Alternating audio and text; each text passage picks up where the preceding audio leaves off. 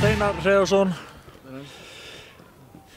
leikur á morgun, HK að koma í heimsókn á Þórsvöll.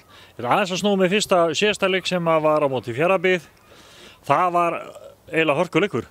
Já, smá svekkjandi, en hörkuleikur eins og segir, og við eltum allan leikinn og getum prísað okkur sæla með stig, en það hefði verið sætt að stela þessu. Það var nú svona, auðvitað verðum við að gefa Fjarðabyggð það að þeir börðust rosalega vel í leiknum, en svo þegar svona undir lokin þá hefði þetta getað fellið okkar megin með svona smá heppni ef hún hefði verið með í farteskinu. Hárrétt, þeir börðust eins og ljón, voru alveg gríðarlega sterkir. Svo náttúrulega missaði mann út af í vitinu og þá ætluðum við nú að ganga á lagið og setja þriðja markið. En svo fór ekki og við klúruðum okkar færi. HK, þetta var, þú varst náttúrulega ekki komið til okkar í fyrirumferðinni þegar við mættum þeim í kórnum. Reynir Sveins með sigurmark í uppbótartíma. Ef við að bjóða upp á einhverja slíka dramatík á morgun? Ef við ekki reyna að halda okkur svo lengst frá því.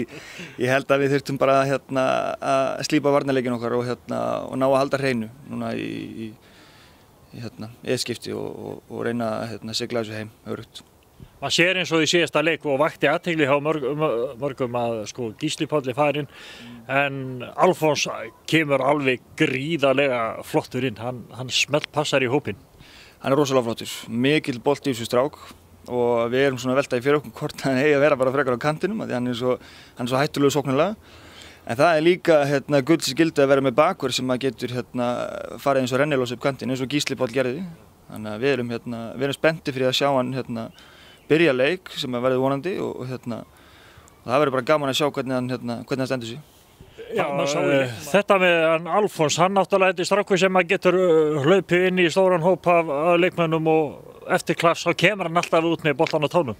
Já, eins og þú segir, það er ótrúlega klafs í honum og hann einhvern veginn endar alltaf með boltan, sparkar í 2-3 lappir og svo er hann bara komin í gegn, Og ég hlakka mikið til að sjá hann, eins og ég segi, þetta er ungur strákur, fæddur held ég 98 og er Bliki og við vitum þannig að Blikarnir búið til ágætis fótboltamenn, þannig að ég hlakka til að sjá hann spila vonandi 90 mínútur. En á morgun snýst þetta ekkert bara hann, nú þurfum við allir, eða þið allir sem einn, að standa saman. Já, ég meina það er ekkert að vanmeta nokkuð liðið sér í deild og hákáingarnir koma til með að koma alveg drítur lóðir. Mér skilst þessi búin að vinna nokkra leiki, komið með blóðbráðar tennurnar og það verður varasamt að taka á móti þeim. Þeir eru nú ekki með 7 stigum á eftir okkur. Já, það er svoleiðis. Þannig að við þurfum bara einfaldlega að sitja í næsta gír og reyna að taka á þeim. Þú ert klár? Ég er klár, sjálfsög. Gangi ykkur vel. Takk fyrir kjalla, sömuleiðis. Jakob Snær Árnason. Hvernig lest föstudagurinn í þig á morgun? Mæta Þorvaldi Örlygssyni og félögum í HK. Leikurinn leggst bara mjög vel í mig eins og held ég alla aðra leikmenn liðsins. Hver leikur verður bara meira spennandi núna, það sem líður á tímabil og við munum leggja okkur alla fram í þessu síðustu leiki tímabilsins. Ég var nú að rifja upp í viðtali við Þorsteinar. Fyrri leikurinn var náttúrulega alveg rosalegur. Skorum sigurmark í uppbótartíma. Ætlar þú nokkuð að bjóða upp á slíka dramatík á morgun? Hefur ekki að reyna að taka þetta bara örugt?